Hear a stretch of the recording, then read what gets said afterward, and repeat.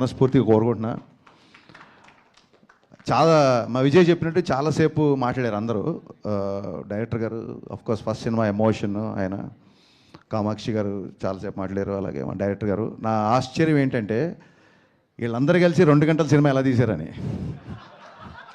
So that is going to be the biggest surprise అని నా feeling. I'm waiting for that surprise. And Ramesh Reddy గారు ఎక్స్ట్రానరీగా ఉందండి మీ visuals, super. And మీరు చాలా ఫాస్ట్ అని చెప్పారు నరేష్ గారు. That is the need of an hour actually. So మీ ఇద్దరి గురించి మాట్లాడాలి, బట్ మీ ఇద్దరి గురించి అందరి గురించి మీరే మాట్లాడారు. మళ్ళీ మీ ఇద్దరి గురించి నేను మాట్లాడే వెంటనే హర్ష అండ్ జీవన్. చాలా టైం అయిపోయింది యాక్చువల్గా.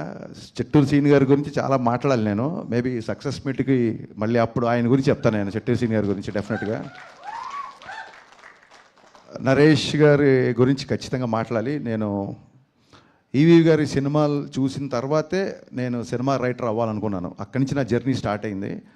సో పరోక్షంగా నా సినిమాల్లో ఏమాత్రం ఎంటర్టైన్మెంట్ బాగుంటుందన్నా, పాటలు బాగుంటాయన్నా, ఇంకేమన్నా సినిమాల్లో నచ్చే విషయాలు ఉంటే మట్టుకు వాటి మీద నాకు ఈవీ గారి యొక్క స్ట్రాంగ్ ఇన్ఫ్లుయెన్స్ నా మీద ఉందండి.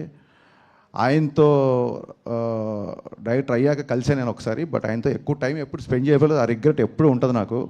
సో నరేష్ గారి ఫంక్షన్కి నాకు ఎప్పుడైనా ఇన్విటేషన్ వచ్చిందంటే నేను ఇంకా సెకండ్ థాట్ కూడా ఉండదు నాకు, ఇమ్మీడియట్గా నేను వచ్చేస్తానంటాను. ఎందుకంటే నేను డాడీతో ఎక్కువ టైం స్పెండ్ చేయలేకపోయాను. At least I have that privilege now. Naresh గారితో నాకు ఆ టైం స్పెండ్ చేసే అవకాశం ఉంటుంది ఫీల్ అవుతాను. నాకు ఆయన అంటే అంత ఇష్టం. అంటే ఈవీ గారి యొక్క స్ట్రాంగ్ ఇన్ఫ్లుయెన్స్ నా మీద ఉంటుంది. జస్ట్ బికాస్ ఆఫ్ ఆయన వల్లే నేను, because of him I'm here అని నేను చాలాసార్లు చెప్పాను. నేను కంటిన్యూగా ఇంతమంది కొత్త డైరెక్టర్లు అని అన్నప్పుడు నేనే ఇంకా లెక్క అడుగుదామనే టైంకి విజయ్ చెప్పాడు 35 మంది డైరెక్టర్లు అంటే. డెఫినెట్గా సినిమా ఇండస్ట్రీలో కొత్త వాళ్ళకి అవకాశం ఇస్తున్నప్పుడు ఎవరికి అవకాశం ఇచ్చినా ఒక్క వ్యక్తికి అవకాశం ఇచ్చినట్టు అవుతుంది.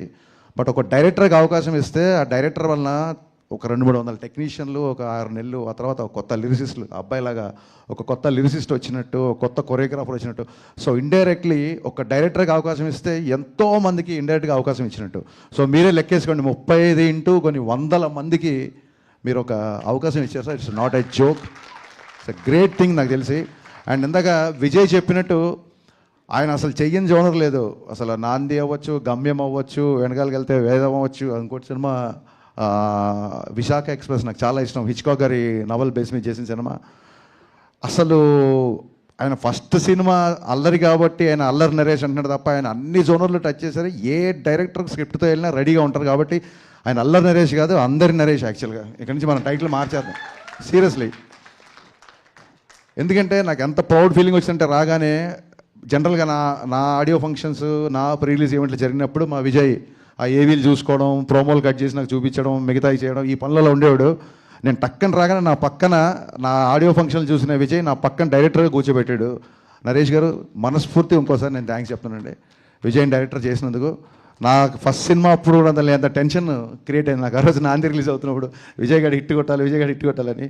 సో ఇలాంటి ఎందరో మందిని, ఇంతమందిని మీరు తీసుకురావడం అనేది ఇట్స్ యూఆర్ ట్రూలీ బ్లెస్డ్ అండి. వీరందరి బ్లెస్సింగ్స్ మీకు ఎప్పుడు ఉంటాయని మనస్ఫూర్తిగా కోరుకుంటున్నాను.